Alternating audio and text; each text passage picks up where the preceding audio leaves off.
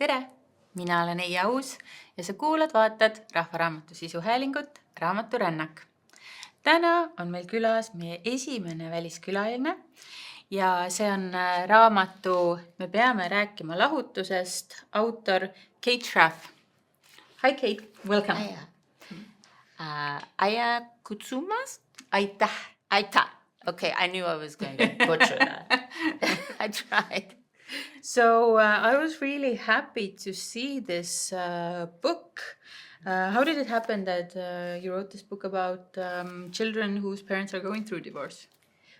Well, I've been working with children, couples, and families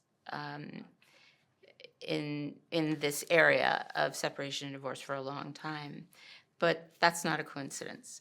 I think it's a long-standing area of personal and professional interest for me because I went through my parents' divorce when I was 10, so the age of the audience for this book. And I went through another divorce when my children were quite little. And what's amazing about it to me is thinking back, my parents are mental health professionals. They're a therapist and a psychoanalyst, a child psychiatrist. And they're very attentive, loving, psychologically minded parents who did pretty much everything wrong, honestly. They had no idea what they were doing. And when it came to be my turn, we were a little bit psychologically upwardly mobile, so I did some things better, but I did a lot of things wrong. And, I think nobody knows what they're doing when they get divorced. Everybody feels crazy. It's very, very difficult to keep your focus on your children when you can barely put one foot in front of the other, which is typical, and being asked to make decisions about the things that are most important to you at a time when sometimes it's hard to get out of bed. And I think, my parents particularly struggled because this was sort of back in the 1970s when the divorce law in the United States was really ancient. And there was an assumption that children went with the mother and saw their fathers, kids saw their fathers maybe Wednesday night for dinner and every other weekend from Friday after the dad got off work, which could be any time, until Sunday midday. And that is what in the United States we now call the axe murderer schedule. In other words, you could kill somebody with an axe and you would get that much time. And actually it's a good thing because what it really means is that we understand much more about what children need. They need both their parents. So I think it's, it has something to do with evolution in the way we think about parenting and the importance of two parents. And that's a big part of it, but also, and I could talk about this a little more if you want to hear more about my career, but we have a whole area of support for parents who are going through this. We have several developing kind of leading edge processes for parents who want to avoid court, because court, you don't have to prove fault anymore to get divorced. You don't have to prove infidelity. You don't have to prove abuse or neglect. But it is still a criminal law system.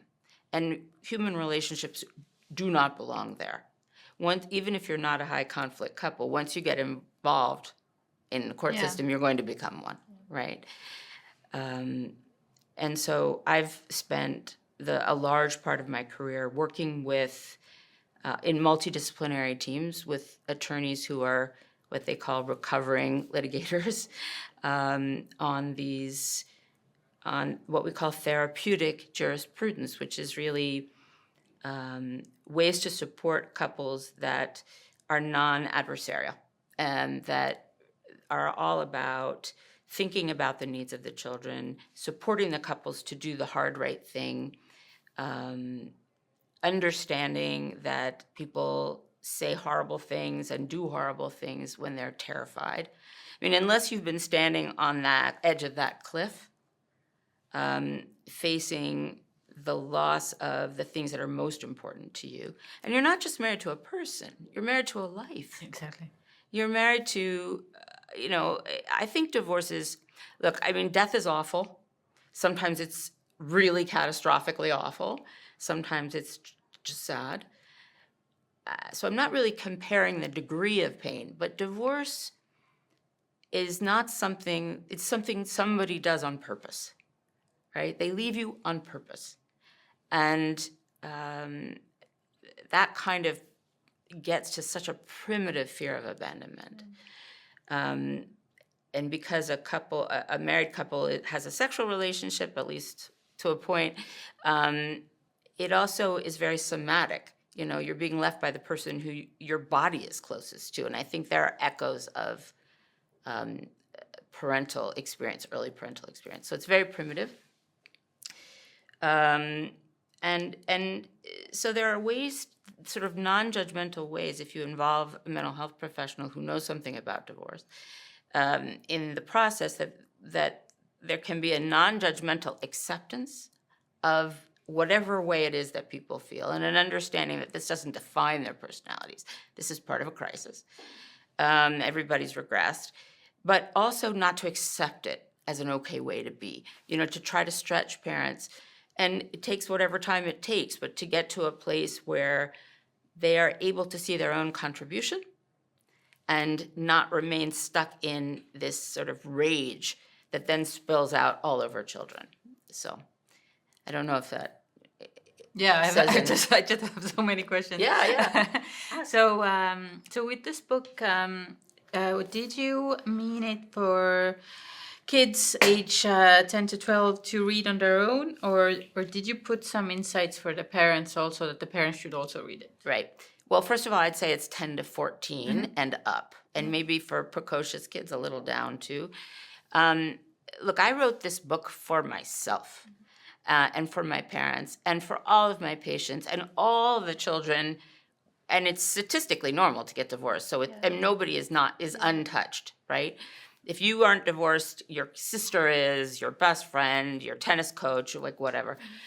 And it affects children a lot. And I wanted, to try to create a work that children could read alone, but also would serve as a kind of springboard for conversations. There's a lot in there for parents. It's woven in, to help them lean in to their kids' distress and not be so frightened. I think parents are very frightened to talk about divorce.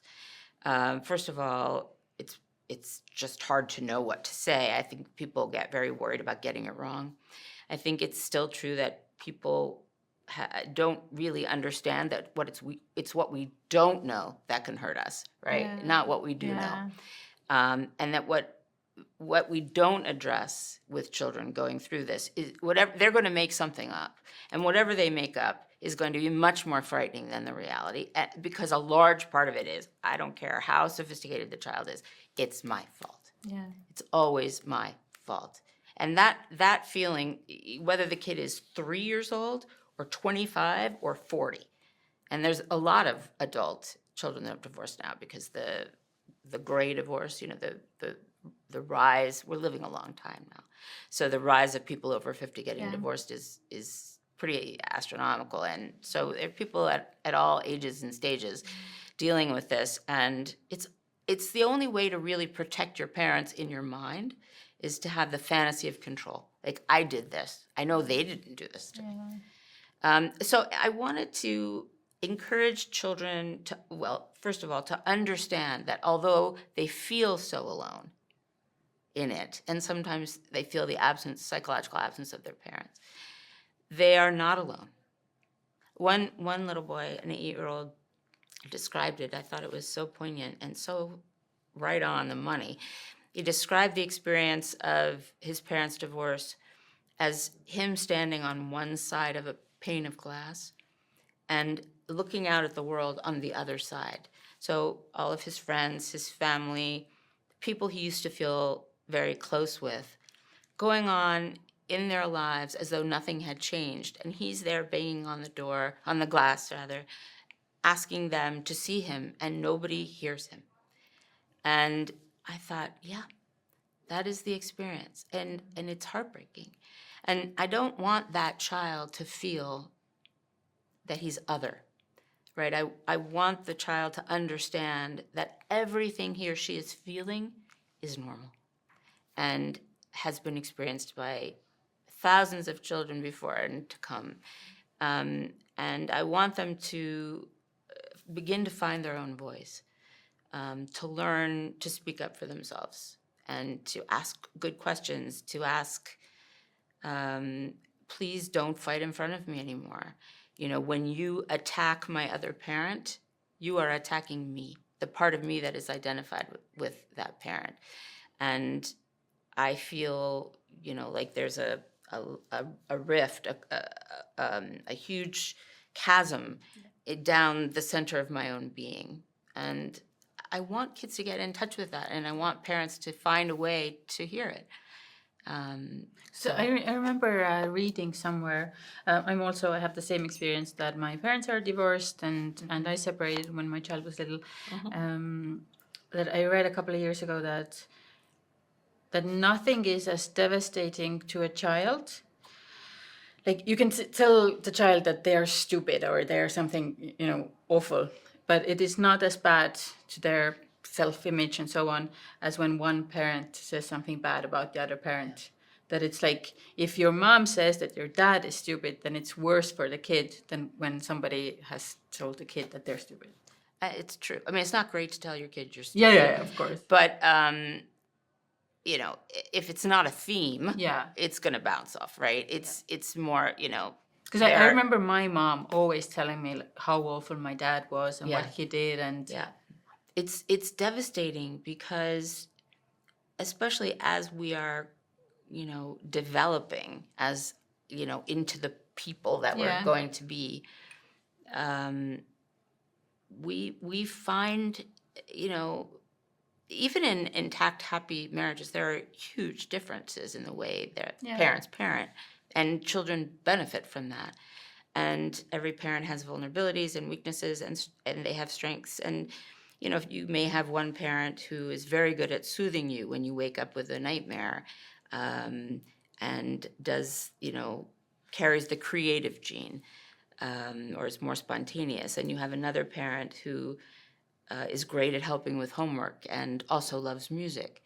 And, you know, these are things that children literally take inside themselves. You know, in other words, these traits and these connections become a part of who the child actually is. And so when a parent, you know, if your mother says, you know, your father, you know, the scumbag. He's a scumbag. He did this horrible thing. He did that horrible thing. He doesn't know how to take care of you. He's you know, obsessed with work. He doesn't care about his family. This is a literal attack on the child, and I mean, it's like being shot in the heart, really. So yeah, I mean, it sounds like you have had that experience. Yeah. But yeah, I didn't know about it, and when I've asked my dad about it, like, so tell me, I know that my mom had problems with alcoholism and so on, and now I'm 41, and I recently had this conversation with my dad, and I'm like, so tell me what happened. Like I've heard just snippets from my relatives, and he's like, but it's your mother. I would never speak ill of your mother. Yeah. And I was like, well, this person has been speaking ill of you for decades. Yeah, I think you're actually talking about something very important, which is, you know, there's this gold standard. There's this idea that you should never disparage your ex in front of your child. Yeah. In theory, yes, you really shouldn't. But there are situations in which the misinformation is so powerful and so damaging. Yeah. You know, if you hear something very distorted coming out of your child's mouth, I think it's a real disservice to that child not to find a constructive way to address the misinformation. So there are things that parents do. You know, there are sort of three ways to respond to that. You know, one is a sort of passive way, which is an abandonment of the child, to sort of say, oh, but your mother is your mother. She would never, right?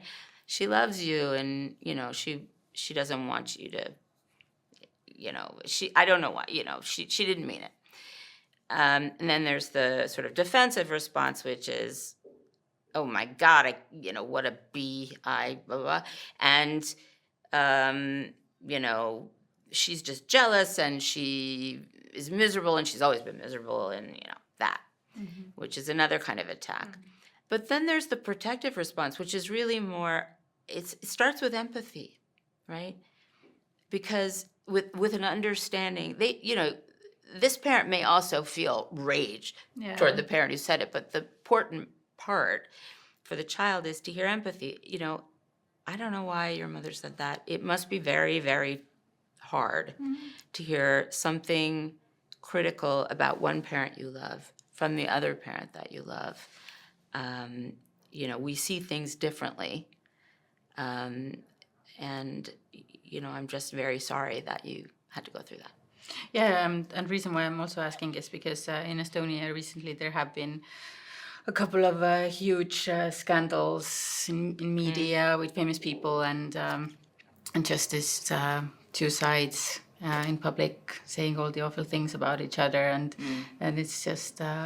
Yeah, we have that too. People love a nasty divorce, don't they? It's really, I think it's because people are so afraid of it. Like it's contagious. Yeah. And so it's but easier.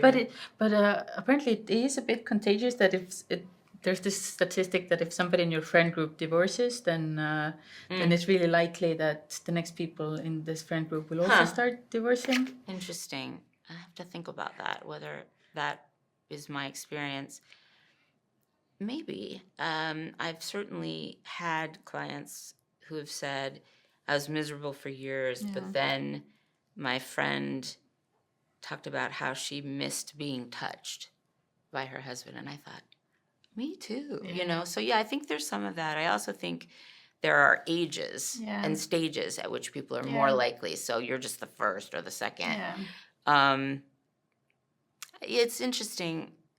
I mean, I think there are patterns that are more powerful. So it is, look, I want to say I sort of would like to lead with the good news, right? Before we start talking more specifically about the experience of parenting through divorce or being a child of divorce, which is that divorce is not a failure. Divorce is an opportunity. We live a long time. Divorce was not invented to last 50 or 60 years. Marriage was not invented. When marriage was invented, the idea of romantic love in the Victorian era, people were married like 7 years and then they died. But now there's an idealized idea about what marriage should be. It's sort of like Cinderella until the after the credits run. It's what really happens. There is an amount of idealization that we have to do in order to get married. I mean, if you think about it, you're taking a person that isn't even a blood relative and making them the most important person in your family. What? And if you don't, it doesn't go very well if you don't. But then over time, there is an eventual de-idealization when you realize marriage is basically standing next to each other in the bathroom brushing your teeth. And that actually the things that drew you to the other person are also the things that irritate the hell out of you, right? And so, for healthier couples or less traumatized, couples who don't bring as much trauma to the marriage, then the de-idealization is replaced by something more important. The accumulation of shared experience, the development of a shared narrative where, we have a story about our marriage and we both share it. We don't agree about everything, but we agree that this is things that brought us together. These are the things that drive us nuts about each other. And these are the reasons that this is my person, right? In marriages where there's been a lot of trauma in the lives of the individuals, it's the unconscious draw. I want you to fix this for me. Yeah. I want you to make it okay. And nobody can do that for you. And that's really where divorce comes in. Yeah.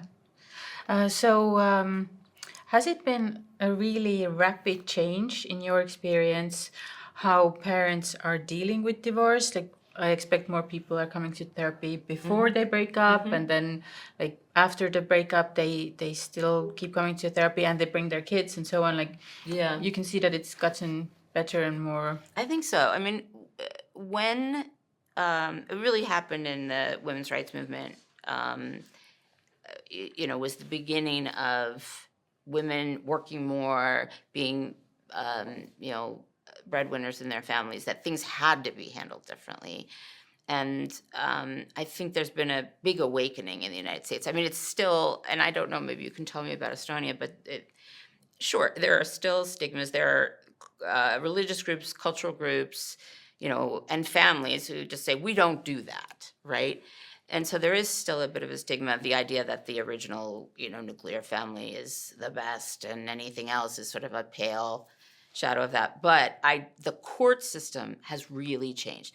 Now, because we have all these states with their own laws, it's not universally true in the United States. But basically, in most states, we work backwards from joint custody. And that means, so joint custody really means decision making, from parents having to make important decisions together. And on the residential side, not necessarily 50-50, but substantially equal time for both parents. Yeah. This has been an enormously important change, and an openness to getting the kind of help that you need, as that the idea that coming to couple therapy is not a failure, and you can come to work on a marriage, but sometimes the successful outcome is a decision to split. And to I have my own difficulties with people who continue with the same therapist once they have decided to separate. Oh, okay. And that is because when I'm working with a couple who wants to stay married, my client is the couple, right? I'm not doing the individual work. I'm have to create a container for both. Yeah. Once they decide to break up, I think it's very confusing, especially to the person who who wants to stay married, to continue to treat them as though they were still a couple. And they're not. They're in a position of uncoupling and retooling, coming back together in a very different way as co-parents, hopefully with a good degree of success. So in the middle, there has to be grieving. And usually one of them is further along. People do not cross the finish line at the same time. Somebody's been grieving for 2 years or 5 years or 10 years, and then just kind of looks like it happens overnight, but it doesn't. And then there's somebody who feels like they've been hit in the head with a baseball bat. And to keep them together in the same room maintains the fantasy of a reconciliation. And so I actually think at that point it's best to send them to individual therapists, and then to maybe a coach or someone like me who has an expertise in supporting parents through that transition and could see the children and be supportive. But I don't typically see kids with their divorcing parents together because I think it sends the same mixed message. Yeah.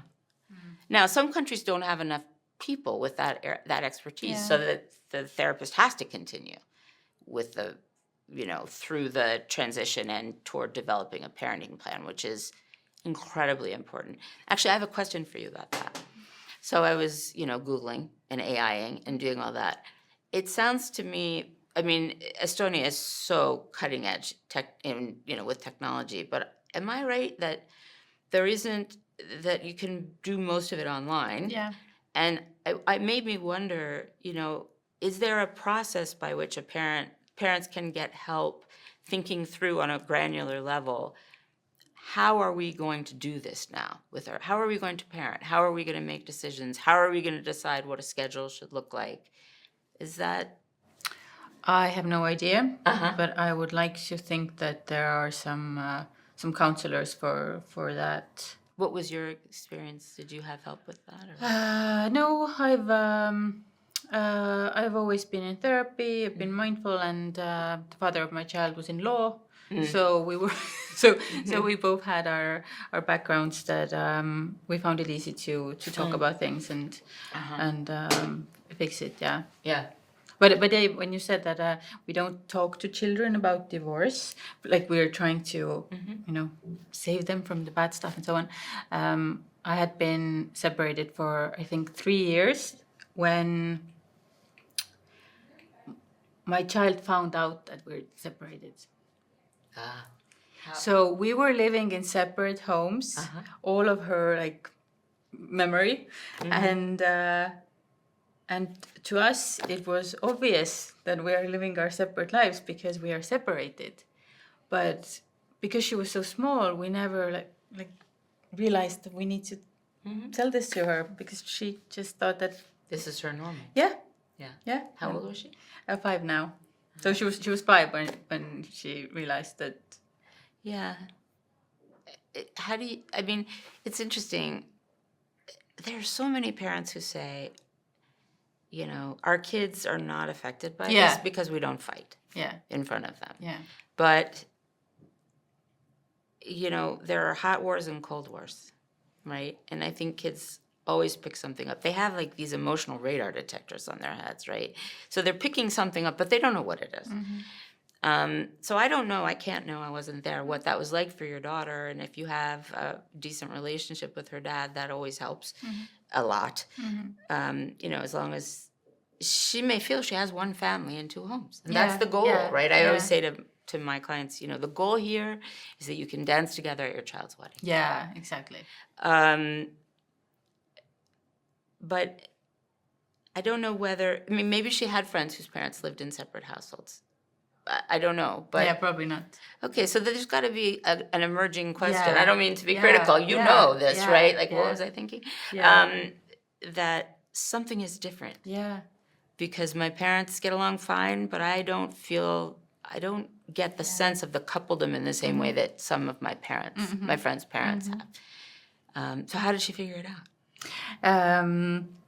I was telling her about my new relationship, and she was very confused. And obviously so. Just, but yeah, I remember reading a kid's book to her, and it's like, so daddy put the little mouse to sleep and then went to watch TV with the mommy. And then I just imagined that in her head, if daddy put her to bed in their home and then came to my home to watch TV with me, then I realized that this sentence would be really confusing. Tell me if this is too personal, but do you have any sense of why you didn't say something proactive to her? Because we had been separated since she was really small, and like because she was living in 2 households, and I didn't realize that that she didn't know. Yeah. Right. That's the thing about young children. They don't know, but they don't know what they don't know. And it's also hard to think about, how am I going to put this into words that a young child can understand? But I think it's sort of like, you know, the way good parents handle the issue of adoption. There's never a moment. It's just there. Yeah. You know, it's something that evolves, you know, and I often say to parents when we're having the discussion of how to talk to kids, and they really don't want to do it. I mean, they don't want to inflict the pain. And you know, these are, you know, you have a child, you know what it's like. You take them to the pediatrician to get an inoculation, and it's the worst thing ever. You can't stand it. But now you have to tell your kid, you know, we're not going to be married anymore. That means we're not going to be living in the same house. You can say all the right things. You're still going to see us a lot. We're still going to take care of you together. You didn't do anything to cause this. We're not looking for you to be extra good. But the fear of what that's going to do, and the guilt, especially if you were a child of divorce yourself and told yourself you would never do this to a child, you know, I know what I'm talking about, and the fear of putting ideas in children's heads, I think. There's so many reasons that people don't want to do it. But you know, kids, when something feels off, you know, the idea that your parents can't make it safe for you. And there are degrees of this, obviously. Sometimes it's very unsafe. Sometimes it's just a little confusing. But the idea that your parents can't make it safe means that you, the child, need to take care of them so they can take care of you, I think. I'm sort of repeating myself, but I think, you know, 5-year-old, especially, you know, this is the the time of an explosion of creativity, of abstract thinking, and fears. This is witches under the bed, and which is why she put it together. But she's going to be fine because she has parents who love her. Yeah. And that she knows that you track her, and when you make decisions. And this is the other thing, nobody gets this right. Mm-hmm. It's not about hitting the sweet spot every Yeah. time. It's about the effort. Children want to feel kept in mind.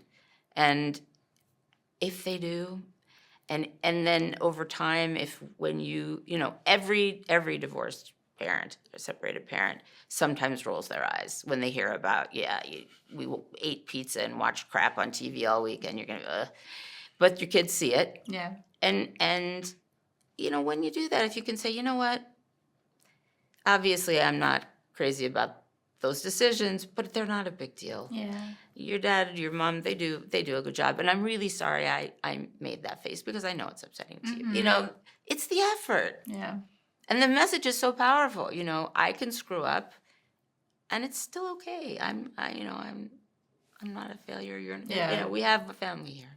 So, do you have any suggestions for parents who have these kinds of topics upcoming and are terrified? like when to tell their kids and how and Sure. Well, obviously, it depends on the age of the child. What a child can absorb. It's not one conversation. It's an unfolding series of conversations. I had one with my 28-year-old recently when his father decided to suddenly tell him everything that, I did that was awful, and there were some. And, and he wanted me to fill in the blanks. And I just said, you know what, honey, I am the first to admit that there are things I wish I had done differently. Your dad and I have different narratives, but I'm not going to tell you right now. I'm not going to answer your questions. You're too upset. And I don't want you to, all I can tell you is I'm the same person I've always been. You know me. And he said, well, I'm not sure anymore. And I said, yeah, you do. And at maybe another time when you're not feeling so, turned upside down, and that can happen anytime, we'll talk again, right? So it's really what kids remember about these talks isn't what you said. It's the feeling. okay. But there are things to say. So I would say, first of all, I think you should put all the kids in one room, no matter how old they are, because every child reacts differently, and they sort of each take a part of the reaction often. And even if there's a child who's too young to fully understand, they're a part of it. And their questions will get more elaborated, more embroidered over time. But I think it's a family discussion. And I think it's important, if you can, to talk about it in advance, maybe with a professional, to get as close, there's parent A's version, there's parent B's version, and what's the overlap in the Venn diagram, and can we focus on that? So somebody's been unfaithful, somebody's really, really hurt. But if you make it somebody's fault, what typically happens is it ends up blowing back on the parent who is, presenting themselves as a victim, because that it feels horrible to kids to be parented by a victim. So I usually say, let's see if we can find something that feels authentic. Yeah. And if it's not authentic to you, don't say it because you won't be able to repeat it. And it's something along the lines of, look, you've probably noticed that we haven't been getting along so well. Things haven't been feeling great. You may be confused about why. But, your dad and your mom and I, sometimes it's not even a parent, that's the parent, right? Yeah. A parent is not necessarily the person who gave birth for sure, or even was there in the beginning. It's the person who has the primary responsibility. And we have decided that we can't be married anymore. And what that means is that we'll be living in separate places, but we will always love you. You did nothing, the things I said before. You did nothing to cause this. You can't stop it. That's a very unfair truth. And then you're going to be spending time, Most of the time, even older kids, their initial questions are not very complicated. They want to know, they're self-absorbed because they're kids, and they want to know, what does this mean for me? Yeah. You know? So am I still going to be able to go to the same school? Am I still going to be able to do the same activities? What about my dog? What about Christmas? You know, what about spending time, you know, at the beach with our grandparents in the summer, and, you know, who will be there? And, you know, it's that kind of thing. So I recommend to parents typically that they wait to have the conversation until they have some of the basics in place. Okay. Yeah. If you can, you know, like who's going to live where, at least an initial, you know, maybe an interim while you figure it all out, schedule for sharing time. And, you know, it's better if there aren't a lot of X factors that aren't, you know, figured out, because kids really get anxious. They want to know, where am I going to sleep, you know? But sometimes you can't wait that long, because if the time to tell your kids is when things are really uncomfortable, and when you can see, you know, that your kids are getting symptomatic, or you can't control your anger, or you're crying all the time. And sometimes parents cannot get on the same page. And then I say, look, don't even try to have a shared narrative. You don't want to put your kids in a room where you're telling them terrible news, but you're fighting about it. Do it separately. And these are often parents who could never get on the same page, and they can't really co-parent, and they end up having very little to do with each other. We call this, you know, parallel parenting. And it's not great, but it's better than fighting about everything all the time. Yeah. So what about these different living arrangements after divorce? Is there something that is, I don't know, scientifically proven to be better, or is it every family finds out what is their best fit? Is that this A little of shared both. nest, or... A little of both. I think it might be easiest to answer this question at a little bit of a higher level and work my way down to it. So we know now, there was terrible research in the 1970s about, you know, how every kid of divorce was going to end up alone in a trailer park. It's just not true. We have a lot of new research, and what it says is that a couple of things that are really important. One, children can do very well with more than one attachment figure. It doesn't, we used to think it was one, and it had to be the mother. Not only does it not have to be the mother, it could be several people, you know, and these are primary attachment figures. It could be it's the other parent, whether it's another woman, another man, or someone of a different gender. It can be nannies or daycare providers and grandparents. It can be a lot of people. But so even from infancy, having said that, you know, so there are still protective factors, I mean, that parents need to know about it to protect kids from this becoming a bad developmental turning point. So one is the recognition that they need both parents right from the start.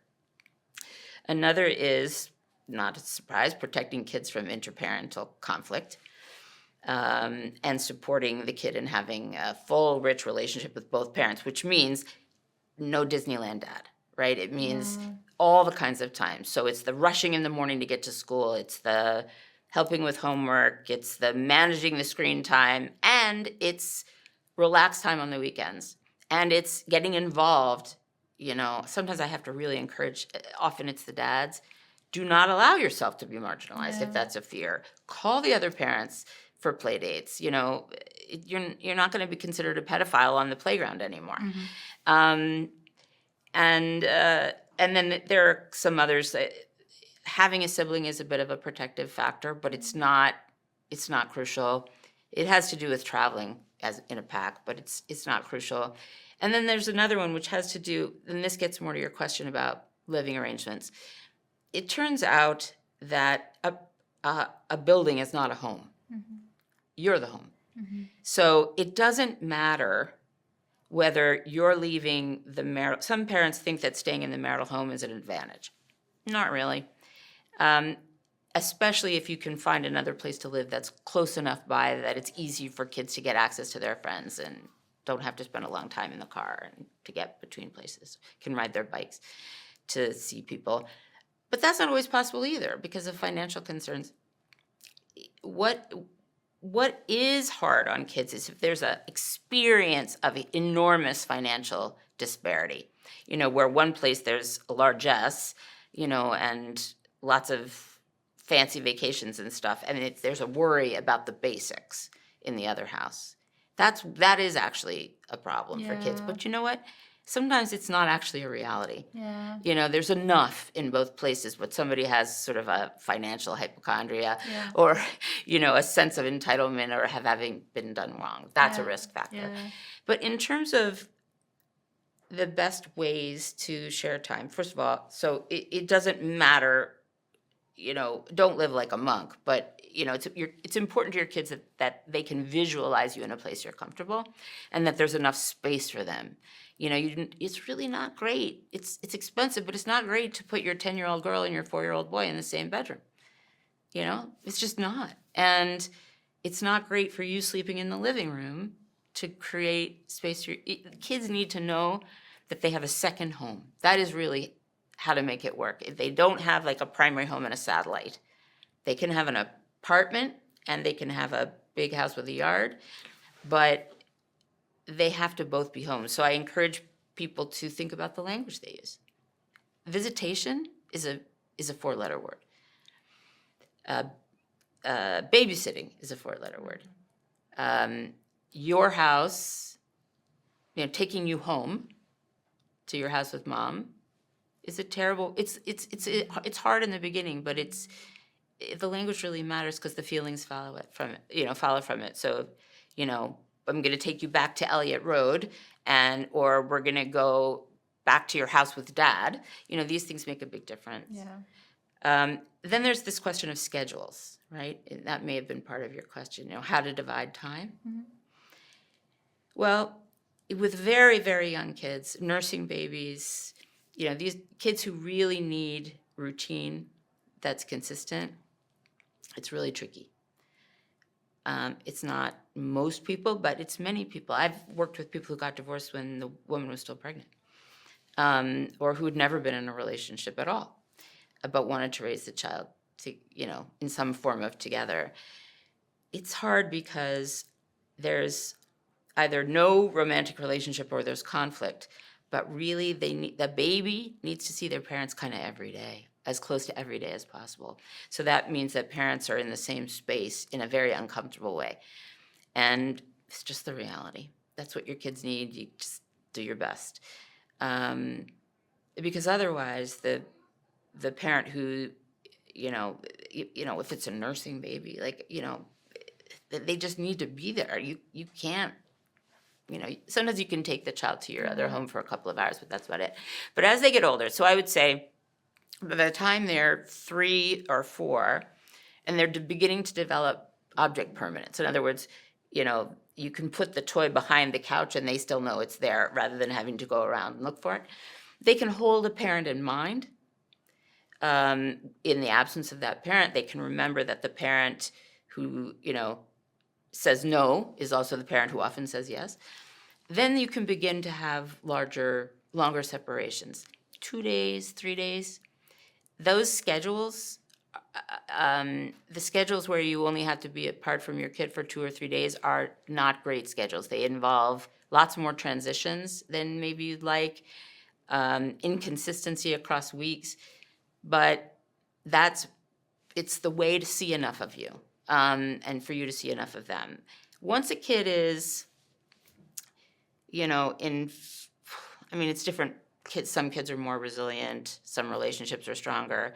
But by the time they're in elementary school, look, they're not ready for a week-on, week-off schedule. Nobody's ready for that. But they're ready for longer separations. And once you can do that, like if you can be apart from your kid for, say, 4 days, then you can do a schedule where there's a tremendous amount of consistency and enough time, more critically, enough time with each parent that they don't have to be thinking about the transitions the whole time. Yeah. And transitions are awful. They're the worst part of the week for kids of divorce. So the most common schedule that I recommend for school-age kids is something we call a 2-2-5-5, where so they spend every Monday and Tuesday night with one parent, every Wednesday and Thursday night with the other parent, and then weekends alternate. So Friday night, Saturday night, and Sunday night. So the transition is not from parent to parent, which is really very hard. It's somebody drops the kid off at school, somebody picks them up. So, in 1 week, you will only see your children from like after school on Monday until Wednesday morning. And then they're with the other parent for, 5 days. And then the next week you get them from Friday night, this is the Monday, Tuesday parent, is with their child from Friday after school all the way until Wednesday.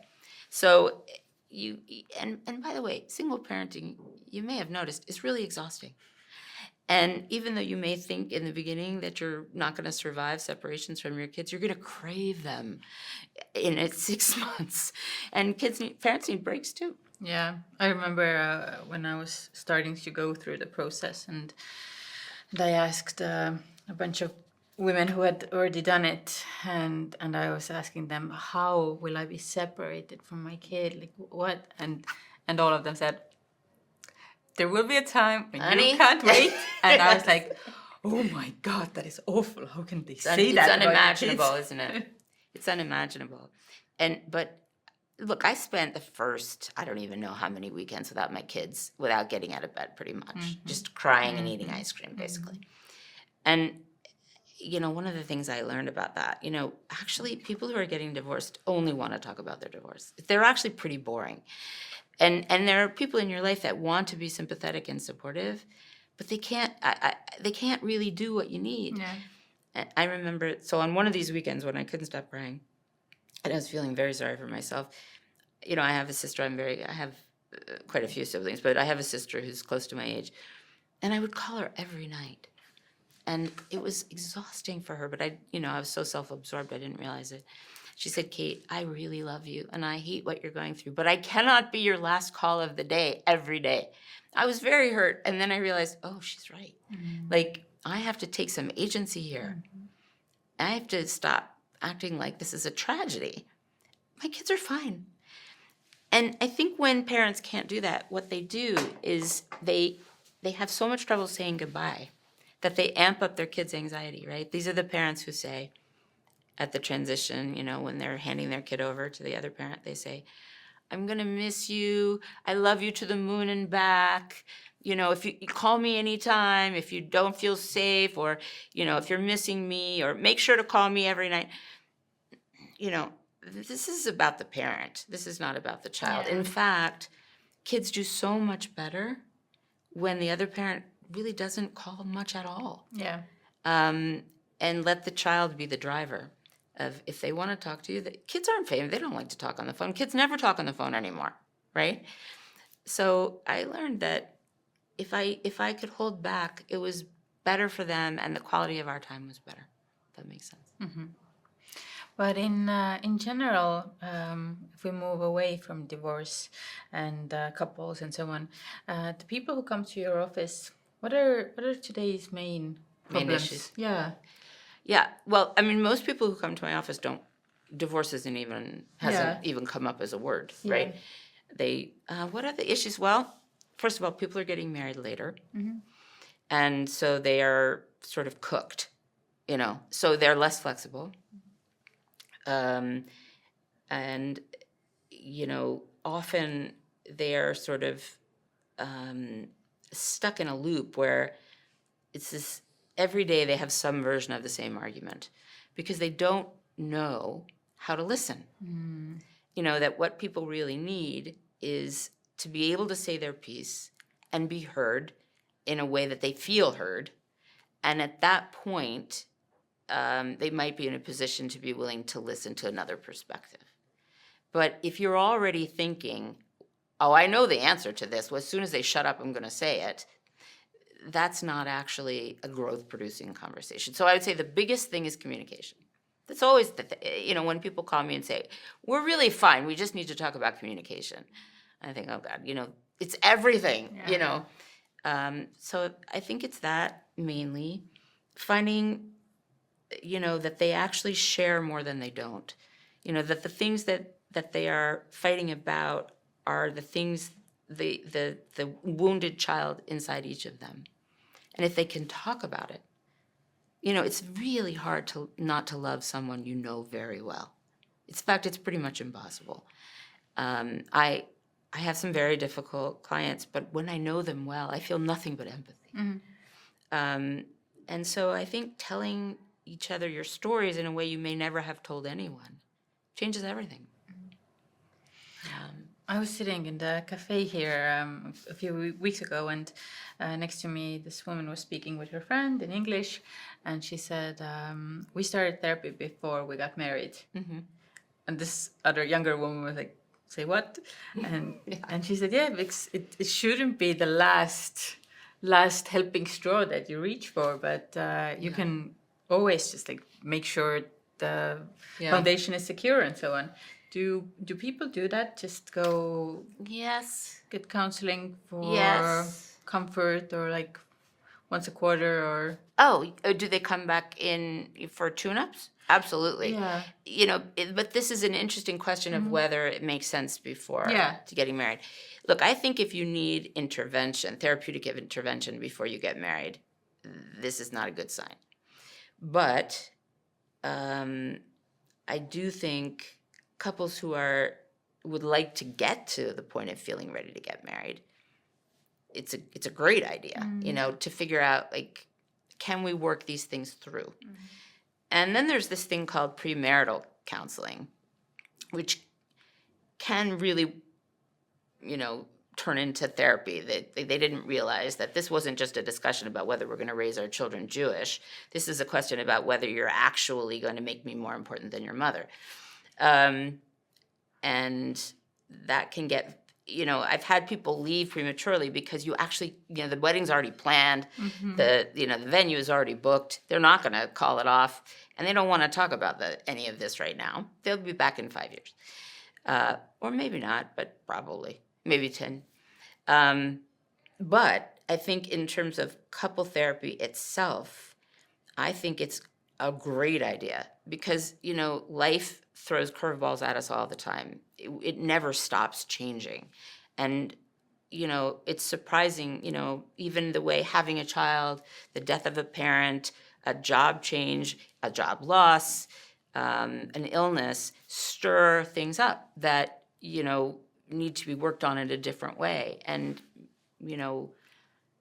the job of a couple, really, of a pretty well-functioning couple, is to facilitate the development of themselves as a couple, but also as individuals, and as parents, and to support the development of their parents. And sometimes we hit a bump in the road. It's not fatal. It's just a good time to get some help. In your career, it's been a while now. Have you seen something big and noticeable about how people have changed? Well, I'm not sure I'm quite old enough to see a long arc, but I think I have been doing this long enough to see changes.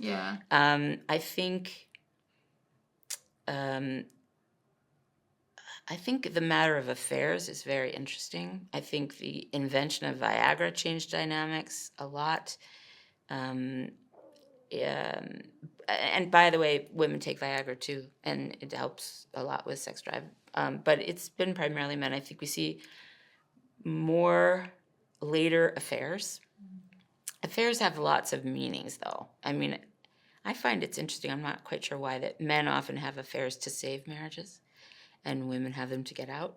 I have no idea why that is, but it's very difficult to come back from an affair, but you can do it sometimes and come out stronger on the other side, but it's really hard.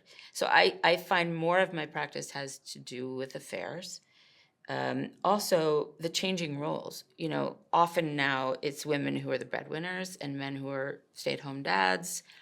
I think there's a lag in both how culture views a man who earns less than his wife or does the bulk of the parenting, the court system and the culture, and women. I really hope this evens out, but I think there is some resentment that, and some shame around it. I think women often resent, having to support a family. And you know how it is, like if you're a lawyer, you start out as a junior associate and you're not working that hard, and you don't have kids yet, so the money isn't as important. But then you get on a partner track and suddenly you're working gazillion hours a week and you don't have very much time with your children, and you're judged for it. And if you get divorced, by the way, you actually have to keep doing it. And I think there's envy of a father who gets to spend more time. It's not every family, and sometimes it works beautifully, but I think it's still an issue we're grappling with, if that makes sense. Trying to think if there are other. Well, there are many more same-sex couples now. Yeah. The laws have not quite caught up. Well, we're moving backwards, obviously, right now. I mean, it's terrible. I mean, we celebrated the legalization of gay marriage like what feels like 5 minutes ago, and now they're just decimating everything. But, I think there are different dynamics in same-gender couples. I was embarrassed. I was in a supervision group I was learning with other people about high conflict divorce. It's fairly recent. And I could barely get the words out. I was so worried about it. But I said, look, this is my anecdotal experience. Divorcing gay women are the worst. Lesbian parents are my worst clients. 3 women in the group started laughing because they are divorced lesbian women who are co-parenting, and they said, oh, we're the worst. So I'm still working on the why. That's a change. I really don't think it's about what a lot of the psychoanalytic community thinks it's about, which is about, the idea of women as the primary parent. I really don't think that's it. I don't know what it is.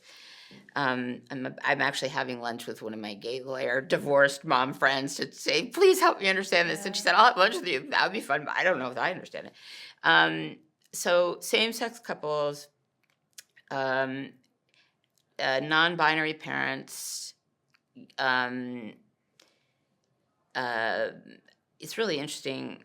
I've had some very sad couple therapy when someone was openly trans, and they had to break up. They still loved each other, but the other parent, if it's a man transitioning to being a woman, the other parent is just not gay. So that's a change. And it's hard on kids. I don't think kids have difficulty adapting to somebody coming out, but they do have trouble adapting when the parents have trouble adapting. That's a big change.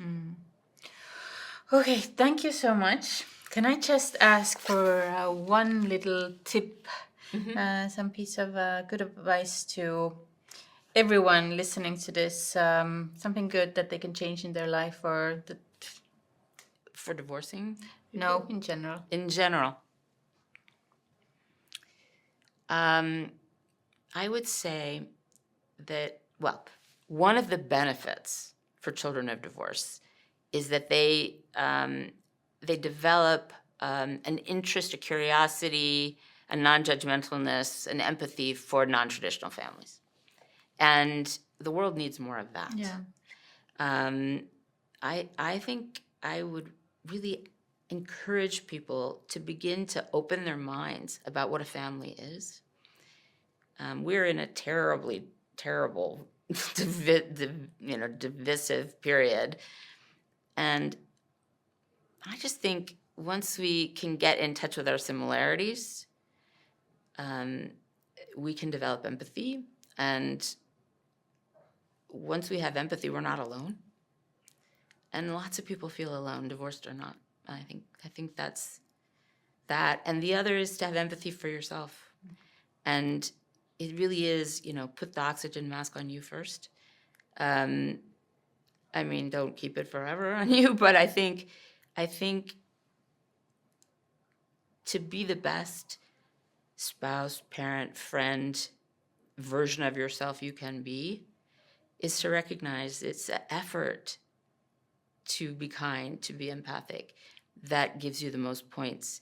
But to be able to say, look, I screwed up and I want to own it, actually sends much more powerful messages. Yeah. Thank you so much for joining us. Thank you for having me. Ja armsad lugejad, kuulajad, jääme lugemiseni!